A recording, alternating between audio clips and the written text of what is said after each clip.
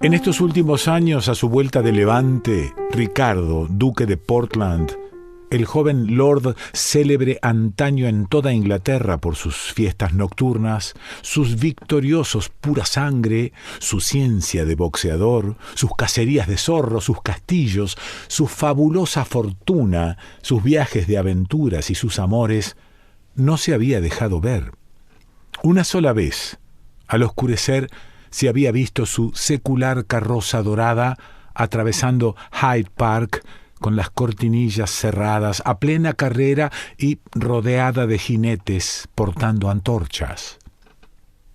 Después, reclusión tan brusca como extraña, el duque se había retirado a su casa solariega, haciéndose habitante solitario de aquel macizo castillo construido en viejas edades, en medio de sombríos jardines y campos con árboles y situado en el cabo de Portland. Por toda vecindad, un rojo fulgor que iluminaba día y noche, a través de la bruma, los pesados barcos que cabeceaban a lo lejos, cruzando sus penachos de humo en el horizonte. Una especie de sendero en pendiente hacia el mar, una sinuosa galería excavada en las rocas y bordeada de pinos salvajes que abre sus pesadas verjas doradas sobre la misma arena de la playa, sumergida a las horas de la marea alta. Bajo el reinado de Enrique VI, se forjaron leyendas de este castillo fortaleza cuyo interior resplandecía de riquezas feudales.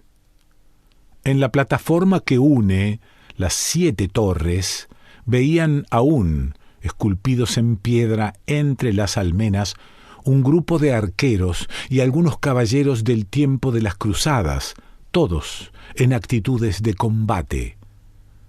En la noche, estas estatuas, cuyas figuras aparecen ahora borradas por las lluvias tempestuosas y los hielos de varios centenares de inviernos, y las expresiones de sus rostros, muchas veces cambiadas por los retoques del rayo, ofrecen un vago aspecto que se presta a las más supersticiosas visiones.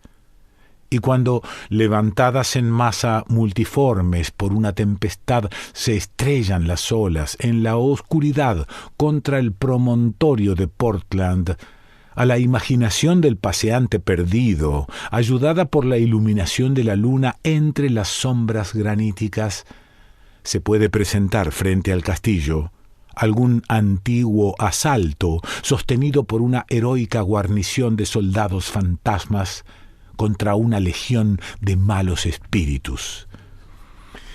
¿Qué significaba este aislamiento del despreocupado señor inglés? ¿Padecía alguna crisis? Un corazón tan naturalmente alegre, imposible. ¿Alguna mística influencia sufrida en su viaje por Oriente? Quizás.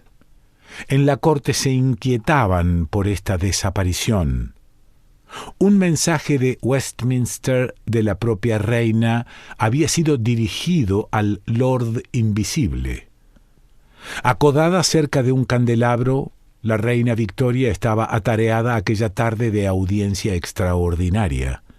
A su lado, sentada en un taburete de marfil, una joven lectora, Miss Helen H. Llegó la respuesta, sellada en negro, de Lord Portland. La muchacha, habiendo abierto el pliego ducal, recorrió con sus ojos azules, sonrientes pedazos de cielo, las pocas líneas que contenía. Bruscamente, sin una palabra, con los ojos cerrados, la presentó a su majestad. También la reina leyó en silencio. A las primeras palabras, su rostro, generalmente impasible, pareció ensombrecerse con extraña tristeza. Incluso se estremeció. Después, en silencio, aproximó el papel a las velas encendidas. Inmediatamente dejó caer sobre las losas la carta que se consumía.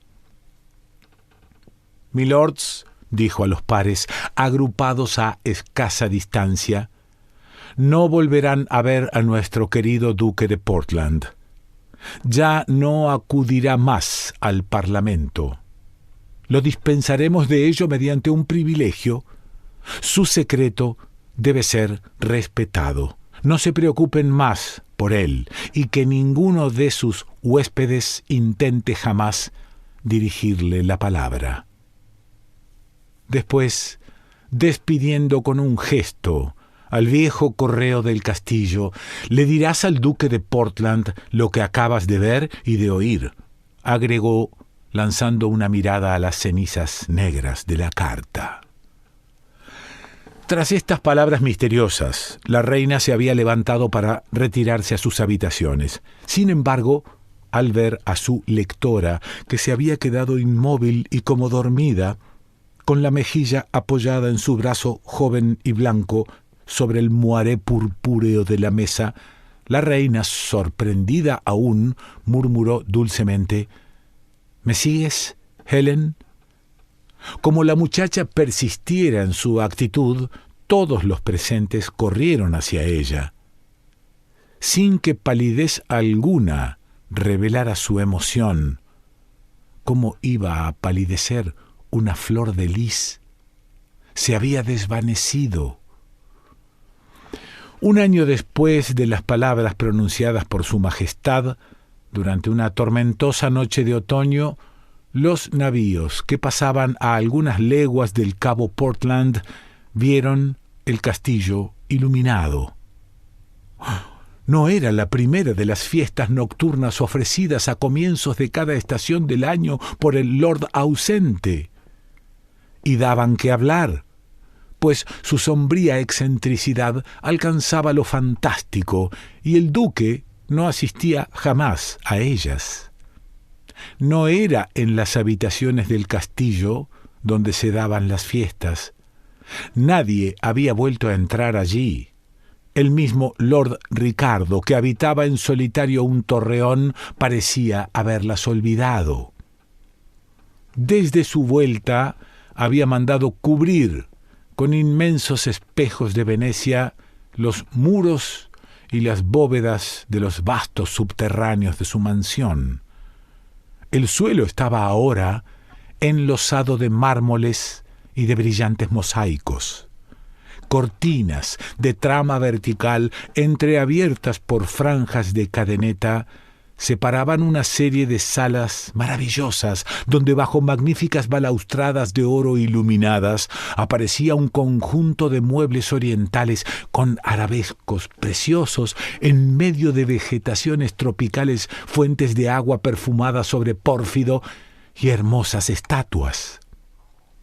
Allí, con la amable invitación del castellano de Portland, que lamentaba estar siempre ausente, se reunía una multitud elegante, lo más escogido de la joven aristocracia inglesa, los más seductores artistas y las más bellas despreocupadas de la gentry.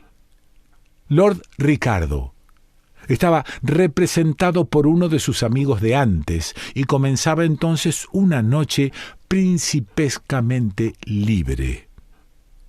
Solo en el sitio de honor del festín, el sillón del joven lord quedaba vacío y el escudo ducal del respaldo siempre aparecía velado por un amplio crespón de duelo.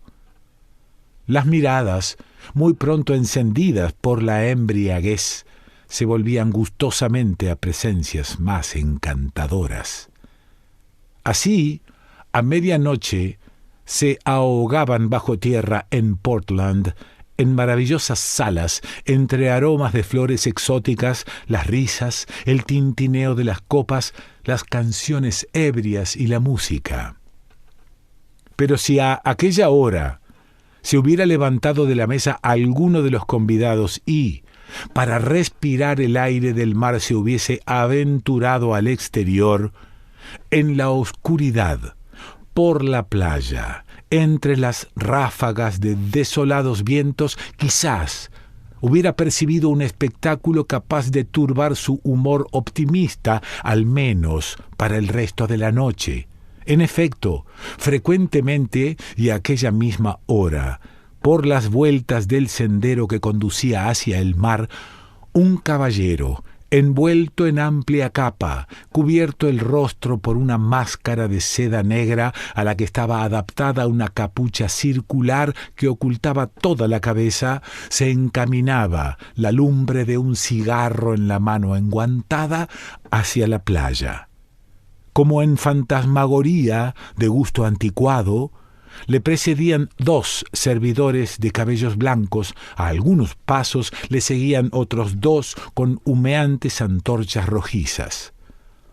Delante de ellos caminaba un niño, también con librea de duelo, y este paje agitaba una vez por minuto el corto batir de una campana para advertir a lo lejos que se apartaran del camino del paseante. Y el aspecto de este pequeño grupo producía una impresión tan glacial como si fuera el cortejo de un condenado. Se abría ante ese hombre la verja de la ribera. La escolta lo dejaba solo y avanzaba entonces hacia el borde del agua. Allí, como perdido en una pensativa desesperación, embriagándose en la desolación del espacio, permanecía taciturno, semejante a los espectros de piedra de la plataforma, bajo el viento, la lluvia y los relámpagos, ante el mugir del océano.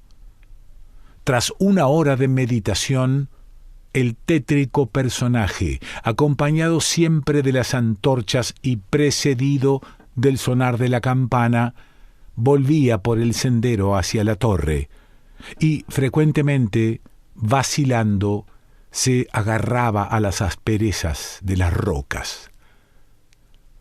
La mañana que había precedido a esta fiesta, la joven lectora de la reina, siempre en gran duelo desde el primer mensaje, rezaba en el oratorio de su majestad, cuando le fue entregado un billete escrito por uno de los secretarios del duque. Solo contenía estas 2 palabras que leyó con un estremecimiento: esta noche. Esta fue la de su arribada a Portland en una de las embarcaciones reales. Una forma juvenil y femenina, con sombrío manto, descendió sola. La visión, tras de orientarse por la playa nocturna, se apresuró corriendo hacia las antorchas hasta el sonido de campana que traía el viento. En la arena, apoyado en una piedra y agitado a cada momento por un temblor mortal, el hombre de la máscara misteriosa estaba tendido sobre su capa. «Desgraciado», exclamó en un sollozo, y ocultando el rostro con las manos, la joven aparición, cuando llegó a su lado. «Adiós», respondió él. Se escuchaban a lo lejos canciones, risas, procedentes de los subterráneos de la mansión feudal, cuya iluminación se reflejaba ondulada en el agua. «Eres libre», agregó él, dejando caer su cabeza en la piedra. «Y tú estás liberado», respondió la blanca aparición, elevando una pequeña cruz de oro hacia los cielos plenos de estrellas ante la mirada del hombre silencioso.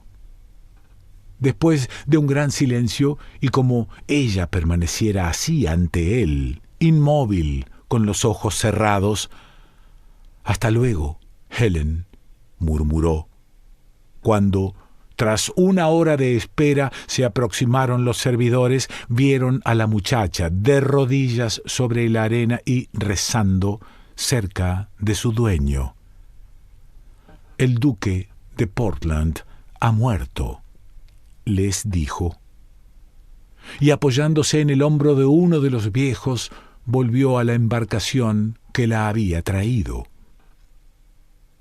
3 días después se leía esta noticia en el diario de la corte. Miss Helen H., la prometida del duque de Portland, convertida a la religión ortodoxa, ha tomado ayer el hábito de las carmelitas. ¿Cuál era el secreto por el cual el potente Lord acababa de morir? Un día, en sus lejanos viajes por Oriente, habiéndose alejado de su caravana por los alrededores de Antioquía, el joven duque, charlando con los guías del país, oyó hablar de un mendigo, ante el cual todo el mundo se alejaba con horror y que vivía solo en medio de unas ruinas. Se le ocurrió la idea de visitar a este hombre, pues nadie escapa a su destino. Ahora bien, ese Lázaro fúnebre era el último depositario de la gran lepra, de la lepra seca y sin remedio, del mal inexorable del cual solo Dios podía resucitar. Solo, pues, Portland, a pesar de los ruegos de sus aterrados guías, se atrevió a desafiar el contagio en la especie de caverna donde respiraba aquel paria de la humanidad.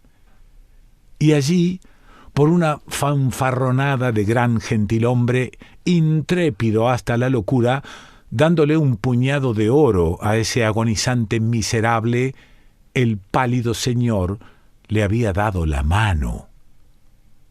En el mismo instante pasó una nube por sus ojos. Al oscurecer, sintiéndose perdido, abandonó la ciudad y las tierras del interior para ganar el mar e intentar una curación en su castillo o morir en él. Pero, ante los terribles progresos que se declararon durante la travesía, el duque comprendió que no podía conservar otra esperanza que la de una rápida muerte. Todo había terminado. Adiós, juventud, brillo de un hombre ilustre, prometida amada, posteridad de la raza. Adiós fuerzas, alegrías, fortuna incalculable, belleza, porvenir. Todas las esperanzas se habían sepultado en el hueco de aquella mano terrible. El Lord había heredado del mendigo. Un segundo de arrogancia, un momento demasiado noble, más bien, había arrebatado esta existencia luminosa y llevado al secreto de una muerte desesperada. Así pereció el duque Ricardo de Portland, el último leproso del mundo.